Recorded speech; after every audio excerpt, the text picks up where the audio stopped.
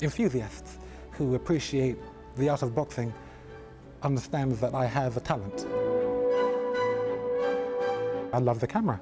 I love to be the showman that I am. It's my vocation, it's my natural way. I'm naturally a show-off. I'm a human being, I'm a thinker. I'm a very gentle person.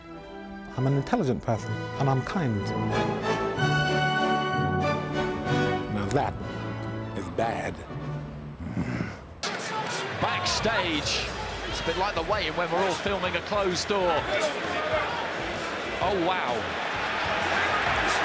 Oh, wow. And you hear the reaction on the big screen, and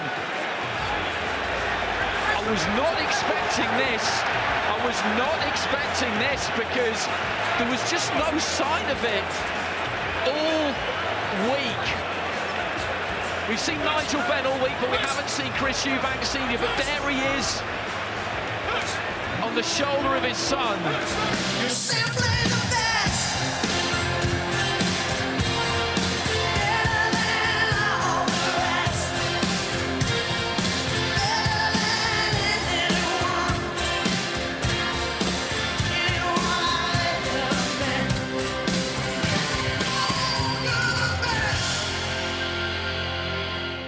Listen, I mean, he couldn't move around the ring, and so he had to stand toe-to-toe. I mean, that is legendary behavior in the ring.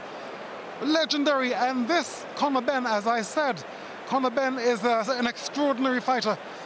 You know, he's gone pear-shaped somewhere, but an extraordinary fighter. And you saw that here tonight. He wanted to tear, and I thought he would blow out in maybe 4 or 5 rounds. He's going strong.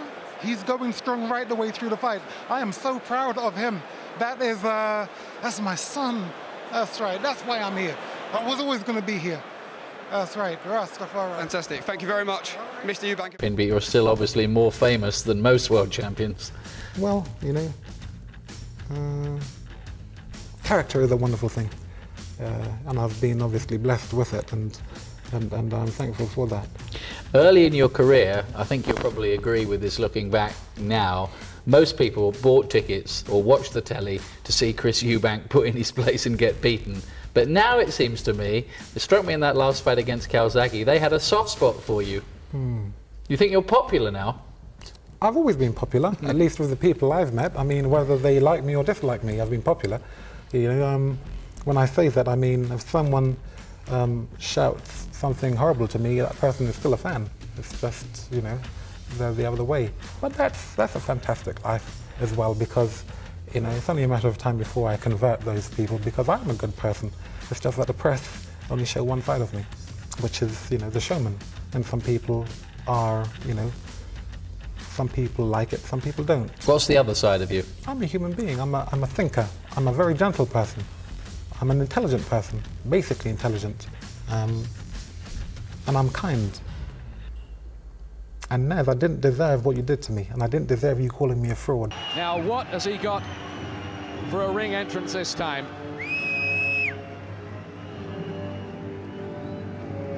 What next from the Christopher Livingston Eubank School of Outrageous Entrances? Well, tonight's edition features one of his beloved Harley Davidson motorcycles. I'm told it's a 1975 shovelhead, for those of you who know about those things, worth £10,000.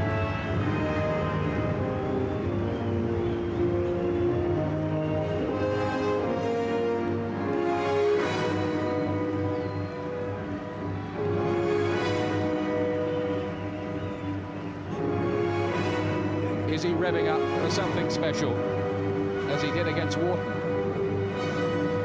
Well, he seems very, very focused there.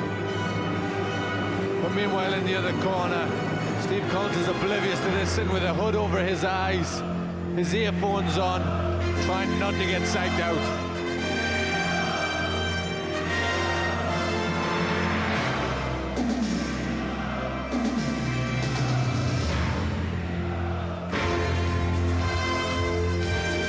Eubank's 20th World Championship fight tonight. No other British boxer in history can match that.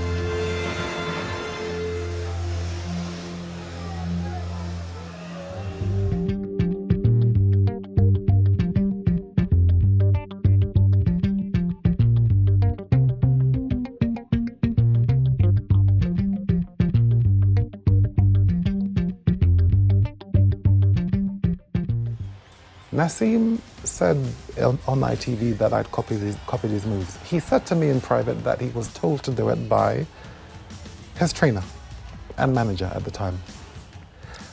Now, I'm going to leave you with this. If you go onto YouTube and get the fight up, which is Eubank against Dos Santos, the fellow who I knock out in about 20 seconds, including the count, it was a pleasure. Right. If you should, if you should watch it, maybe 90 seconds to 2 minutes after the knockout, you'll see a young man who is must be about maybe 15,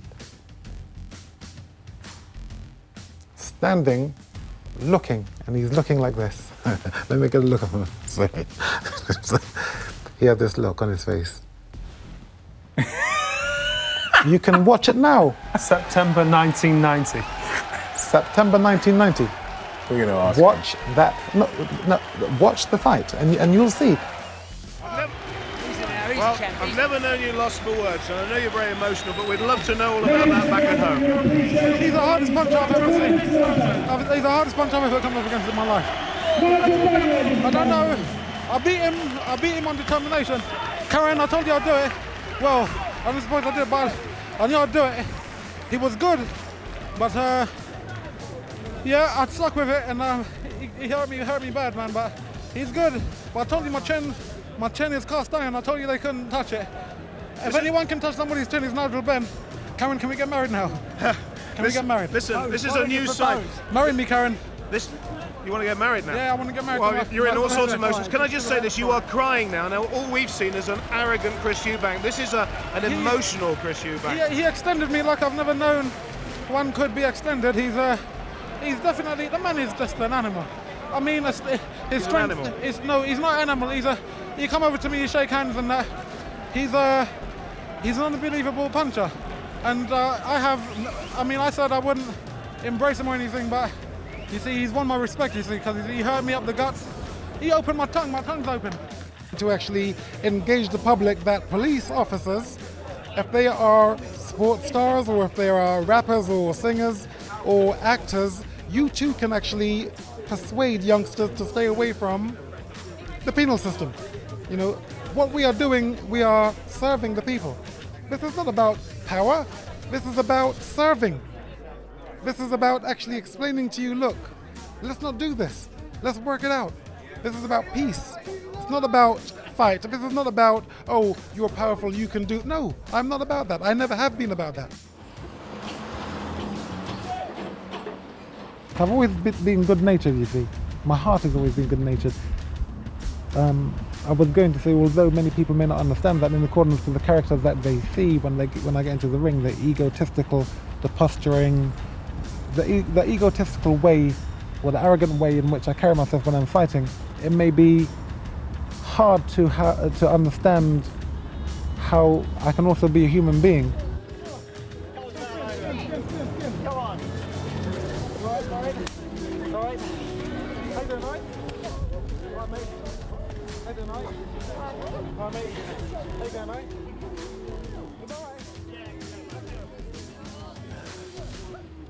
It's like night and day, you know. How could I as a man carry myself the way I do when I fight?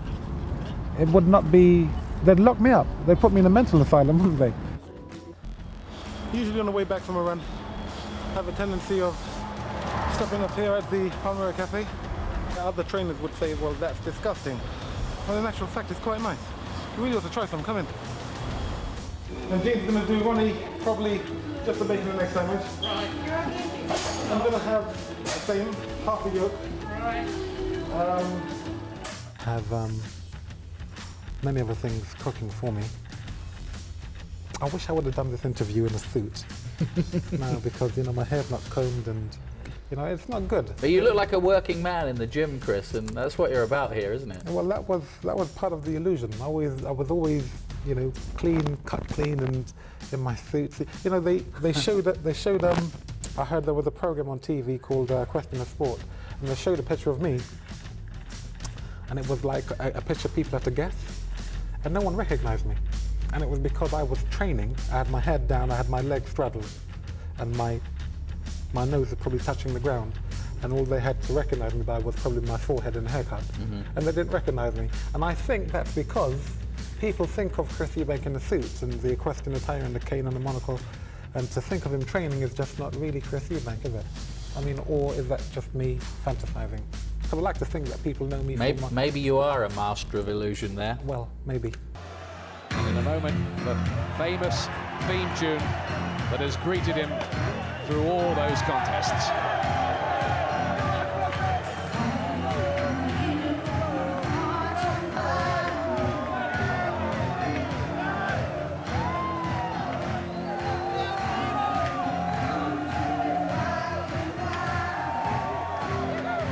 Unbeaten in 10 years and 43 contests. In turn, he's been called dull, outrageous, lucky, brilliant, but always Chris Eubank has been big, big news and big box office.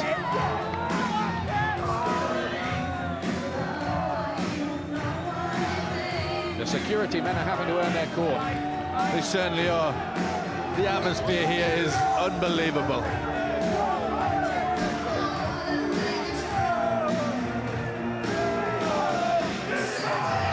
I came over on the same plane as Chris Eubank, and when he got on the aeroplane, everybody burst into applause.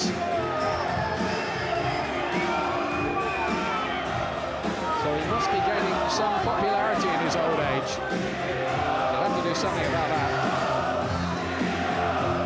Now look at Steve Collins, shutting his mind off to the entire episode. What a picture that is.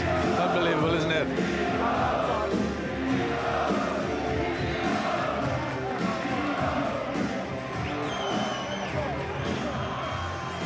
Obviously, he thinks this entrance has a lot to do with putting Eubank's opponents off. That's why he's got his head down. He doesn't want to see any of it. He's got his game plan in his mind and he wants to go through with it.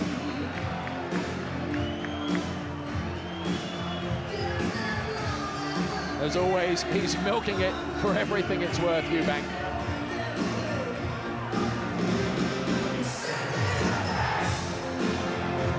Some people say all this is over the top. It is literally there.